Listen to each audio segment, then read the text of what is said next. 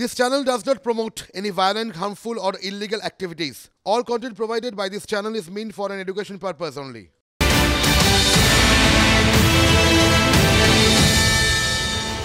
নমস্কার, আপনারা দেখছেন TV9 বাংলা। আমি শুভজিৎ রয়েছি আপনাদের সঙ্গে। 6টা মানেই আপনারা জানেন 6 PM মানে 6টার 6 বিগ ব্রেকিং। গুরুত্বপূর্ণ খবরগুলো আমরা শুধু আপনাদের দেখাই না, সেই গুরুত্বপূর্ণ খবরগুলোর তলিয়ে দেখি আমরা, সেই খবরের কতগুলো পরত আছে সেগুলো দেখাই, এবং সেই খবর দেখার পর যে সমস্ত প্রশ্ন আপনাদের মনে জাগে সেই প্রশ্নের উত্তর আমরা খোঁজার চেষ্টা করি উইথ লেটেস্ট আপডেট। আজ 6টায় 6 বিগ ব্রেকিং কি রয়েছে আমি পিসিআরকে বলবো আপনাদের জন্য বিগ ওয়ালে প্লে করতে। দেখি আজকে কি খবর রয়েছে। আজকে প্রথম খবর, 2 বিচারপতির সংঘাত মামলায় আগামীকাল সুপ্রিম কোর্টে নজর রয়েছে।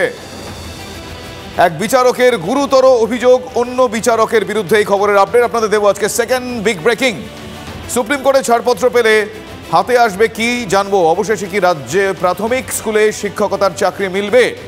সুপ্রিম আইনি জট কাটতে চলেছে 11,765 শূন্য পদে নিয়োগে, এ প্রশ্ন উত্তর খুঁজবো আমরা। সুপ্রিম কোর্টে ছাড়পত্র পেলে হাতে হাতে নিয়োগপত্র, সূত্রের খবর এমনটাই। আজকে থার্ড বিগ ব্রেকিং হচ্ছে মাধ্যমিক উচ্চ মাধ্যমিকের জন্য আপাতত পিছলো ডিএ ধর্মঘট, কিন্তু প্রতীকী ধর্মঘট তারা চালিয়ে যাবেন এমনটাই বলছেন। অনির্দিষ্টকালের ধর্মঘট কর্মসূচি হবে না ঠিকই, কিন্তু প্রতীকী ধর্মঘট তারা চালিয়ে যাবেন। মার্চের প্রথম সপ্তাহ থেকে শুরু হবে আবারও অনশন ধর্মঘট। এখনো পর্যন্ত এই আপডেট। আজকের ফোর্থ বিগ ব্রেকিং, ডায়মন্ড হারবারে দাঁড়িয়ে অভিষেককে চ্যালেঞ্জ করলেন নওশাদ সিদ্দিকী। আগামী দিনে ইভিএম এর সামনে তৃতীয় কাউকে দাঁড়াতে দেব না, হুঙ্কার নওশাদ সিদ্দিকীর। ধমকানো চমকানো জবাব ইভিএম দেবে, চ্যালেঞ্জ করেছেন নওশাদ। আজকের ফিফথ বিগ ব্রেকিং, কাঁচরাপাড়ায় 7 নম্বর ওয়ার্ডে পরপর বিস্ফোরণে আহত 2, বিস্ফোরণে কেঁপে ওঠে সুবোধ রায় সরণি। একটার পর একটা এই ধরনের অপ্রীতিকর ঘটনা কিন্তু এই রাজ্যের বুকে ঘটেই চলেছে। এই খবরের আপডেট আমরা নেব আজকে। 6th বিগ ব্রেকিং কি আছে দেখি। আবহাওয়ার কি পূর্বাভাস? দ্রুত হাওয়া বদলের পূর্বাভাস, উধাও হবে শীত, যেটা জানা যাচ্ছে মঙ্গল বুধবার নাগাদ। ঝঞ্ঝার প্রভাবে মঙ্গলবার থেকেই ঠান্ডা কমবে, বাড়বে গরম, কিন্তু বুধ বৃহস্পতিতে বৃষ্টিপাতের সম্ভাবনা রয়েছে বলেও জানতে পারা যাচ্ছে। এই আজকে 6 বিগ ব্রেকিং। তবে আজকে শুরু করব যে খবর দিয়ে, 2 বিচারপতির সংঘাত মামলায় আগামীকাল সুপ্রিম কোর্টে নজর রয়েছে। অত্যন্ত গুরুত্বপূর্ণ এই আপডেট। এক বিচারকের গুরুতর অভিযোগ অন্য বিচারকের বিরুদ্ধে। 2 বিচারপতির দ্বন্দ্বে বিভ্রান্ত হয়ে গিয়েছেন সাধারণ মানুষ। অভিযোগের সত্যতা আগামীকাল যাচাই করবে শীর্ষ আদালত। সিঙ্গেল ও ডিভিশন বেঞ্চের রায়ে আপাতত স্থগিতাদেশ বহাল থাকছে। কাল মামলা মূলত 2টি বিষয়ের নিষ্পত্তির জন্য নজর থাকবে শীর্ষ আদালতের দিকে। প্রথমত, মেডিকেলে ভর্তি সংক্রান্ত অভিযোগে সিবিআই তদন্তের নির্দেশ সুপ্রিম কোর্ট দেয় কিনা। দ্বিতীয়ত, বিচারপতি গঙ্গোপাধ্যায় বিচারপতি সেনের বিরুদ্ধে যে অভিযোগ করেছেন সে সম্পর্কে শীর্ষ আদালত কি বলে। অভিযোগের সত্যতা নিয়ে বিভ্রান্তি কাটা এই মুহূর্তে জরুরি। বিচার ব্যবস্থার উপর অগাধ আস্থা, কড়া পদক্ষেপই করবে আদালত। আশাবাদী রাজনৈতিক নেতারা, আশাবাদী চাকরি প্রার্থী থেকে শুরু করে আম জনতা। হয়তো তিনি তার প্রোটোকলের বাইরে কিছু কথা বলে ফেলেছে, তার জন্য হয়তো ও সুপ্রিম কোর্টে তার বিচার প্রক্রিয়া কিছু চলছে। যে বিচারপতিকে নিয়ে এত কিছু, তিনি কিন্তু দেখিয়ে দিয়েছেন বঞ্চিতদের চোখের জল কিভাবে মুছতে হয়। তিনি আমাদের একটা আশা, একটা ভরসার জায়গা তৈরি করেছিলেন। বড় কথা, তিনি দেখিয়ে দিয়েছিলেন সাধারণ মানুষকে বিচার কিভাবে পাইয়ে দিতে হয় সময়ের মধ্যে। সুপ্রিম কোর্টের উপর সকলের আস্থা রাখা উচিত।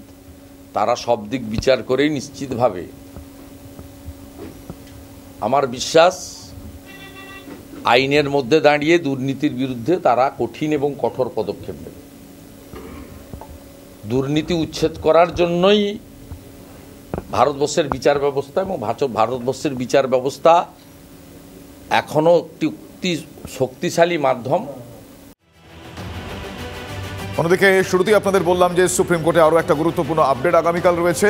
আরও একটি কারণে অনেকের নজর থাকবে আগামীকাল সুপ্রিম কোর্টের দিকে। তার কারণ, রাজ্যের প্রাথমিক স্কুলগুলি যেগুলোতে অধিকাংশ সময় শিক্ষকের দেখা মেলে না, সেগুলো কি ভর্তি হবে? অবশেষে কি রাজ্যে প্রাথমিক স্কুলে শিক্ষকতার চাকরি মিলবে?